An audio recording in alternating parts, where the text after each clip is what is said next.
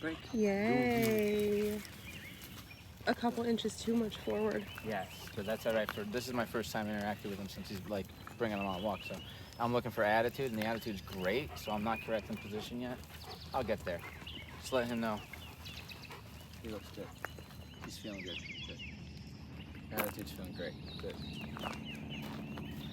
Break. Yay.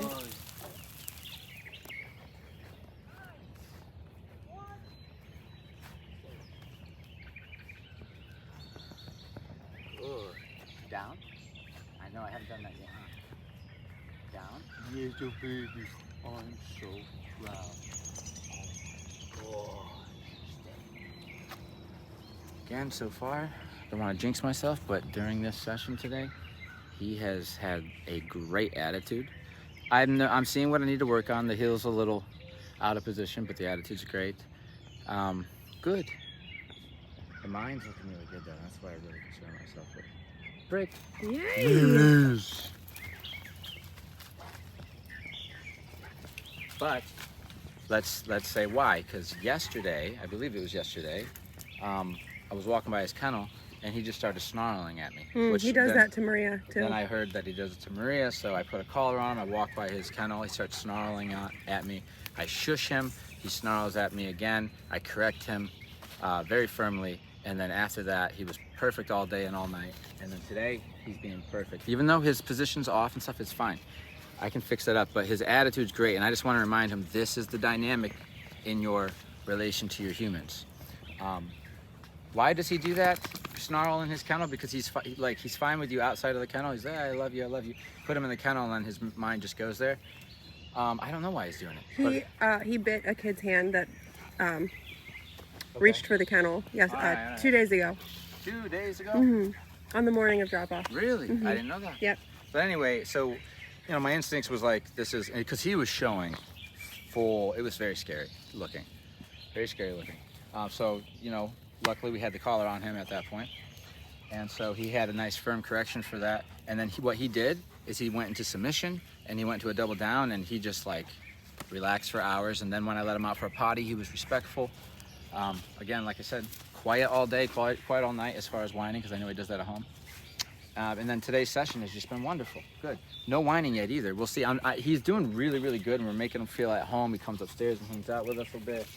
So we're trying to see if we can get some of that out. But I think that one heavy correction for growling and snarling and threatening, and I don't know, I think he was going to bite me if I went into that kennel. Yeah, you bit that kid. And so getting that behavior kind of sealed up kind of knocked him back on the hierarchy.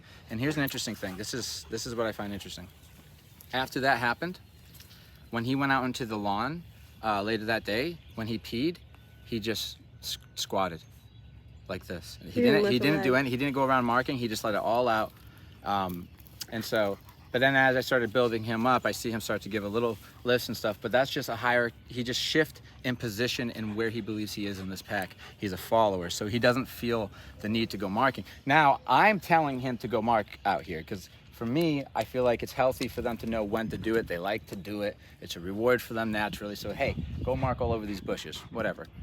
So I see him starting to get back into it, but that means that I was successful with that one setup to shift the relationship to the point where it was so effective that he literally went from lifting a leg as high as he could and as frequently as he could to just peeing like this for a while. Okay?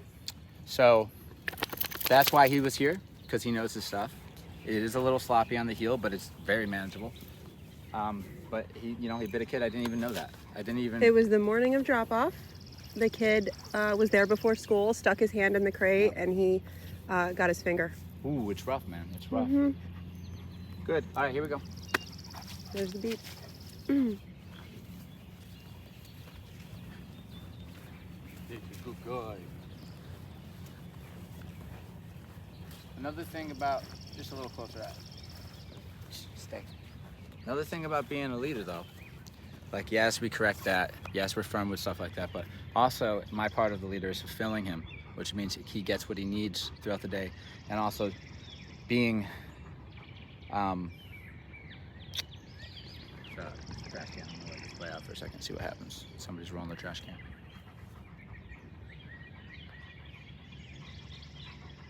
Good.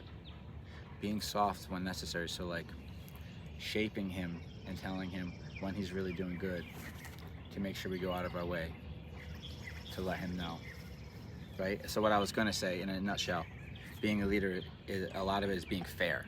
Because if you're just over the top with like trying to control the dog, there's a little bit of fallout from that, I think. There's a sweet spot where it's like, you can take control when you need it, and you will make sure your dogs are respectful all the time. But when they're being respectful, I'm not over controlling them, I'm not being unfair to him. I could sit here and tell him to do down, sit, down, sit, down, sit. I could say, do 100 of those because you bit a kid yesterday or something, right? But right now, he's showing me perfection with his mind. It's really, really good. I will push him, and if he starts to get dominant, we'll talk about it. And to the point where I can push him where he needs to be pushed on a daily basis, meaning if I need to take control, he'll give it to me without any fuss. That's what's missing at home, because when they tell him the place, he's chiming up and whining and being unreliable, and being interested in the resource that's coming into the environment, which is usually a guest, which means we're competing over hierarchy. So to make it clear, we use the commands, yes, to direct him, but the commands alone, just because he knows them, doesn't make him a follower. It's relationship based. So when we feel him being disrespectful, that's where we're firm. We're firm for those small things, so we never see the big things. And it's all relationship based. So it's like, certain things I don't like you doing. I don't want you making noise in the environment, right? As a rule. It's all right, you're doing good. Throwing him shade because I'm showing him my body. Good boy.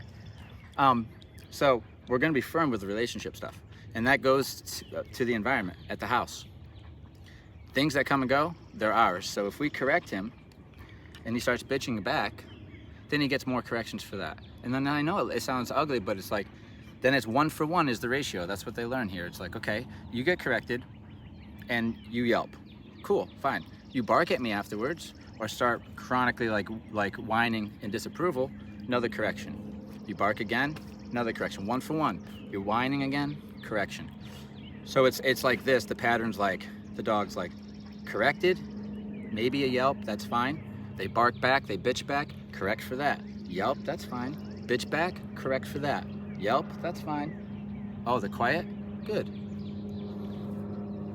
It's just how it's got, because listen, you go to like my toddler, right? If I go to discipline him and then he throws a fit, like, it's bath time. I don't want to take a bath. I know taking a bath sucks. Let's go take a bath. And then he just has a meltdown, and I'm like, stop having a meltdown. And then he doesn't stop. And I'm like, okay, I guess that's, guess we're gonna avoid baths or whatever, right? So it's like, of course he's gonna throw a fit.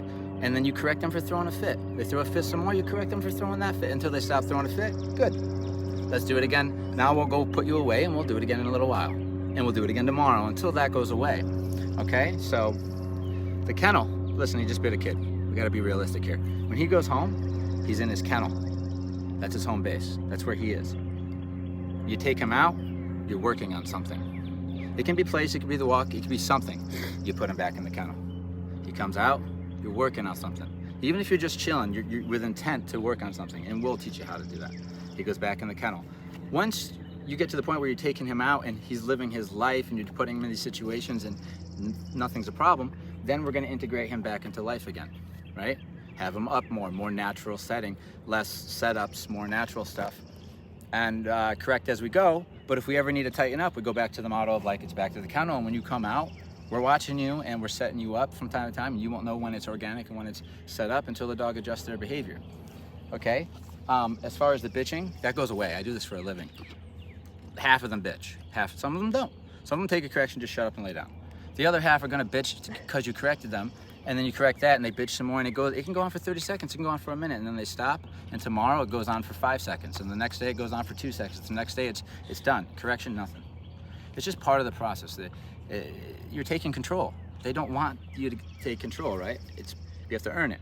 Then once they get over the hump, meaning they've accepted you as leader and their follower, they'll take a correction no problem, with a smile on their face, and come and do what they're told.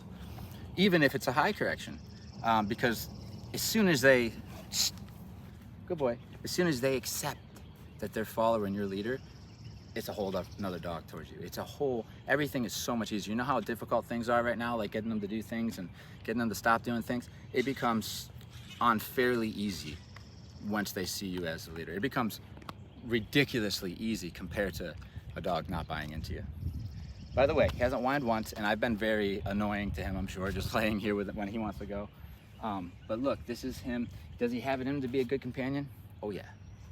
Oh yeah. Does he need somebody who knows how to be firm with him when needed, and fair with him, and soft with him when needed? That's important. Don't get them cross. Don't do them at the wrong times. Because these guys are sensitive, like all these powerful breeds. Just like underneath it, they want to know that, like, yes, you are in charge, but also, you know, you appreciate them when they're doing their role.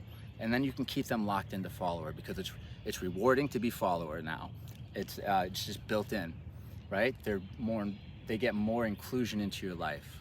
He can be around when the guests come. He can go on walks more, because I bet, who knows what walks are like. They're probably not fun, and if they're not fun, we don't do them. Good boy. This state right here, perfection. If he started nagging me, let me teach you like, when do I correct him? There are little rules, there are things like he's not allowed to just pick up and go in any room or any situation unless I've told him go, so that he gets corrected for that. That's one little one. There's little things like that. Don't jump on me, don't whine at me, things like that. But here's another like rule of thumb. Is he annoying you? You feel that little twinge, like it just goes, ooh, I'm a little annoyed. Let me look at that. What is he doing? Oh, he's whining. Correct that. That feeling is what the pack members get. They correct instability because they feel annoyed. It's just programmed. It's like nature's programming to make sure that that stuff gets corrected so that they stay stable and able to go hunt without a problem. If we have somebody in wacky land who's just, you know, not part of the pack, not following the groove, it's going to cause us to hunt. So they're naturally, you see dogs will correct dogs that will be out unstable. You'll see it, and everyone will be like, why are they correcting him or her? It's like, because he's in loony bin. There we go, right there. Right out of the gate for him one. That's the first time I've heard him whine.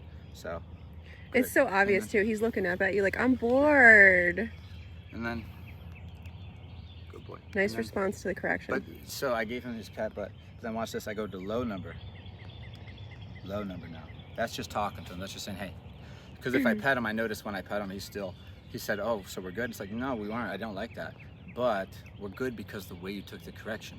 What's the alternative? Dogs can literally take a correction and say, don't do that to me, and strike at you. Or they could run away, or they could bitch, right? Like he does at home. You correct him and he bitches back. I just gave him a firm correction. He did not bitch back. Good. It's relationship, I'm telling you. If he bitches back, you know what to do. 1 for 1. You bark at me, I correct you once. You bark twice, it's 2 correct. You know what I mean? And it usually goes, it sounds like this. It's like correction, the dog barks. Correction, the dog barks. And it's literally like on a metronome, and then the dog just doesn't bark. And then there's not a correction. Good. I know it sucks, and you don't want to do it in public. That's why we set it up at home and in situations that feel like the real thing first, so the dog understands how to submit after a correction before we go out and go to Lowe's and do that and have a meltdown in the store. We don't want that. So the dog's brain just gets so used to getting a correction and submitting that they're not even thinking anymore. They're so used to it. So we go places, and if they make an error, we can correct, and our dogs are quiet. And like this, that's the mind. Even if he wasn't in a double down like that, even if he was just chilling, but his mind was chill, that's it. That's all I want. But for him, in the beginning, that helps him. The double down helps him. It gives him something to do. I keep my head here and I relax, and it also makes him breathe through his nose, so it chills the mind out. So it's good for him. It's a good coping skill. Good.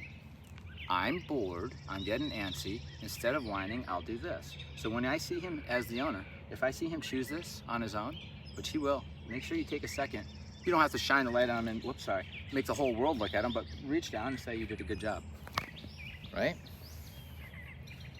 And then if I was talking to you and I want to give him more information and there was a lot of like looking at me, I would just be like, stay. Shh. In a shush, saying like, we're not going anywhere right now and nothing's for you. That was just me. There was no correction, just letting him know. Wait. He did that on his own. I reached down and I continue talking to Julie, right? Okay? These are big. Another thing is, I'm not gonna do it in this situation because we're not working on that right now, but sending him away. We'll get to that later on in his training, where I'm here in a situation, he's being a nuisance. I correct him. He starts being a nuisance after the correction. I can actually send him away and correct him from a distance. And then when he calms down and everything's settled for a while, I can release him and he can come back, right? Over time, what happens is the dog stops throwing the fit because that's when you send them away. It's a double punisher, right? Sure, you're getting the e-collar correction, but you're also getting the social correction of, we don't want you involved in this right now, go away. So you're getting the physical and the social correction. Eventually, because dogs don't like that. They do not like being told they're not involved. Like, people come over and they're like, nope, go away, it's not for you. They hate that. So that's just another level of punishment, but at the same time, it serves a double purpose. The further away he gets, the chiller the mind, because he's not as close to the trigger, he starts to relax. Then he realizes that relaxation is what allows you to come and be part of this. If you get here and then start getting excited, you're gonna get corrected again. If you take that correction and calm down, you can stay here. If you start fussing, I'm gonna correct you and send you away and correct you from over there if you're fussy. So, but then what ends up happening is we rarely ever have to send them away, because you correct them and they just chill like this, right? But it's a nice thing to know that's available, a nice setup, okay? He actually isn't showing me a reason to do that with him right now, because he's taking a correction and he's complying. That's the program, so. Break. Yeah, buddy. Good Good boy. Great. Watch yourself, Jules. Yeah. Good boy. Nice. So whoever, basically, I guess the parents would be the leaders, right? How old are the kids? Not They're old school enough. age. School age, yeah. Yeah. Just make sure that the parents are, they're going to be the leaders. Make sure that you back each other up. So if the dog tries to play you off from each other, I'm sure you have experience with that with kids. Stand up for each other. So he sees you as one, right? So sometimes it's easy to be like, it is, and it's funny, and it's like he does something silly and he like won't listen to one of them, and then he'll come over and listen to the other one or something, and then we're laughing about it, and maybe and you see it multiple times. I would take those moments more seriously and being like, oh, what are you doing to mommy? And let daddy come over and be like, what's going on here, right? Or vice versa. Make him see that he's below both of you as far as hierarchy, and you will back each other up, and he's not allowed to push into those boundaries and try to play off for each other. I don't know if he does that, but a lot of dogs do that. And so in our household, we do that. We do that with our child, we do that with our dogs. We make sure that they know that we have each other's back before anything, because as a team, we keep this thing running, so we have to look out for each other first. And then so chill, right? That tells him that if push comes down to shove, I'm with her, right? I love you and I want you and everything, but I choose her first and I choose my kids first. Clear distinction through these little tiny things. If he's up on her space and she says go and he doesn't go, and she can't get it to happen, then I'm getting up and I'm going over and saying, go, what are you doing? She talked, she spoke up. Okay, things like that. And you can use the e-collar, so it makes it easy, but just look out for each other like that, all right? Because, you bit a kid, now we gotta take things seriously. Break. Good boy.